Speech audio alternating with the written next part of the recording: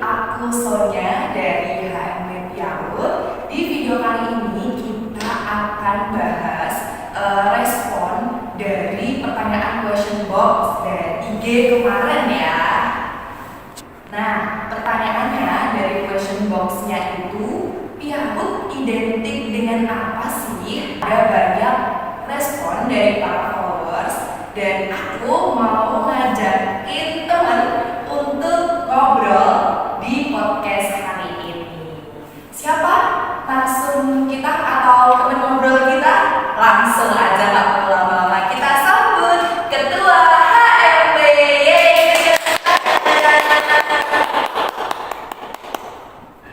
Halo Kak. Apa kabar? Alhamdulillah baik. Oke. Halo Kak. Halo semuanya. Oke, kenalan dulu dong Kak. Iya, halo, perkenalkan nama saya Himmatul Hoiso. Saya di sini sebagai Ketua HMB Piaut. Oke, langsung aja kita akan ngobrol-ngobrol santai bareng Kak Hima. Oke, langsung aja ya Kak ya. Jadi kemarin itu kita kan bikin pertanyaan question box ya kan. Piaut identik dengan apa sih? Nah, kebanyakan dari para followers gitu, kebanyakan dari orang awam atau calon mahasiswa baru dan bahkan teman-teman prodi lain itu pikirnya Piaut itu cuma main-main, terus habis itu nyanyi-nyanyi sama mewarnai.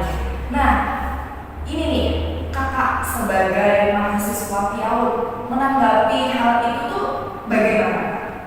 Iya, mungkin kalau orang awam itu mikirnya Piaut itu cuma main, mewarnai, menggambar gitu ya. Padahal Piaut itu luas teman-teman, bukan cuma main aja. Memang main itu identik dengan anak-anak. Anak-anak dunianya ya memang bermain, tapi bermain itu bukan pembelajarannya bukan hanya bermain, belajar mereka dikemas dengan cara bermain. Nah, permainan itu sendiri yang menjadi alat belajar mereka seperti itu. Nah, di Piaut itu sendiri kita itu nggak cuma diajarin untuk bermain aja, tapi kita sebagai mahasiswa Piaut itu juga belajar tentang banyak hal, tumbuh kembang anak, bagaimana kita mengembangkan media pembelajaran, terus asesmen, psikolog, profesional lima guru, pokoknya banyak banget, bukan cuma hanya PAUD adalah main, bukan seperti itu, tapi masih banyak sekali, masih luas Kak. Bener banget sih kayak Piaut itu selain identik sama dunia anak, Piaut itu juga identik sama kreativitas. Nah, sekaligus kita ini sebagai calon guru PAUD ini juga harus punya hati yang lembut ya sih Kak. Betul sekali. Apalagi kan kita akan menghadapi anak-anak yang tiba-tiba mood swing, ya kan? Tiba-tiba ngambek atau tiba-tiba apa namanya nangis, Tiba-tiba rewel, tiba-tiba 5 menit sekarang nih lagi bahagia, tapi 5 menit kemudian mereka tiba-tiba cranky, tiba-tiba ngambek. Nah, memang sebagai calon guru Piaut nih, kita itu harus menyiapkan dada atau kesabaran yang lapang untuk menghadapi anak-anak, karena memang anak-anak itu beda sama kita. Kalau kita orang dewasa kan udah bisa nih untuk mengutarakan atau mengelola emosi. Nah, sementara anak-anak itu mereka susah mengelola emosi mereka masih harus memahami apa sih yang mereka rasakan. Nah, seperti itu. Jadi sebagai calon guru PAUD kita juga harus punya kesadaran atau peka terhadap perasaan anak-anak itu. Jadi kita harus banyak-banyak belajar tentang memahami karakter mereka, apa yang mereka butuhkan. Jadi kita harus melakukan pendekatan yang sama anak-anak itu.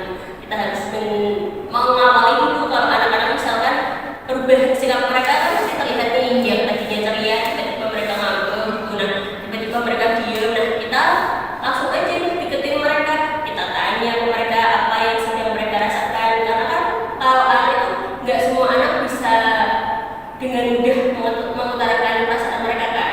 Jadi kita yang sebagai orang dewasa lebih memahami mereka gitu, lebih care atau lebih peka terhadap situasi seperti itu gitu. Oke.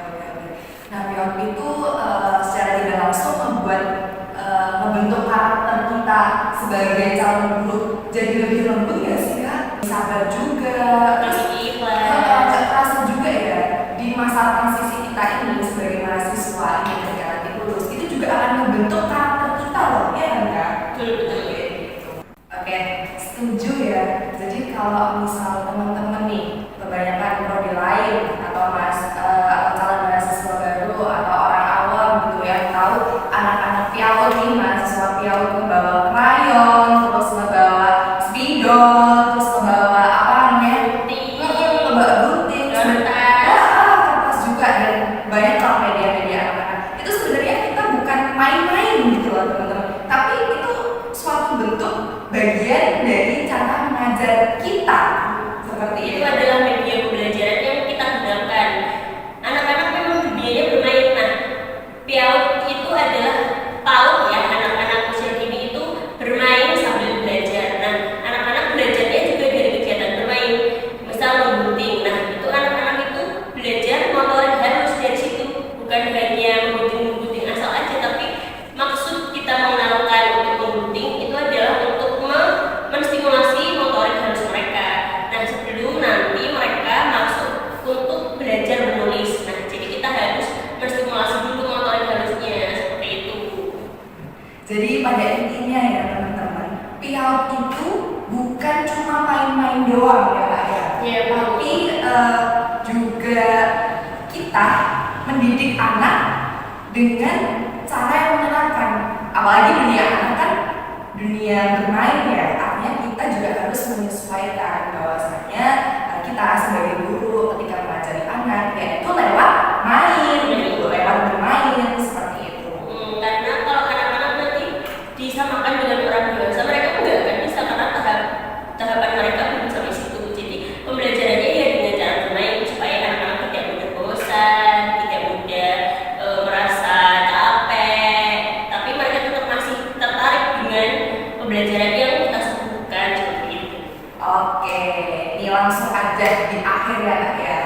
Buat yang kepo nih soal piaut, Ya, kalian bisa langsung aja ya kepoin Instagram kita, Instagramnya @piautstylebora. Nah, di sana kalian bisa dapat informasi banyak mungkin yang kalian mungkin nanti bingung mau kuliah di mana, mau ambil jurusan apa, kalian bisa aja tuh langsung kepoin Instagram kita ya @piautstylebora. Nah, di situ juga kalian nanti akan bakalan dapat informasi tentang jenjang karir sebagai mahasiswa piaut, karena di sana udah ada informasi tentang alumni kita ya. Betul. Di situ langsung aja cek aja ya di situ ya. Oke, jangan ragu untuk teman-teman masuk ke prodi piaut karena prodi ini itu seru ya Kak. Seru banget. Selalu bahagia. Ya, kita tuh ceria.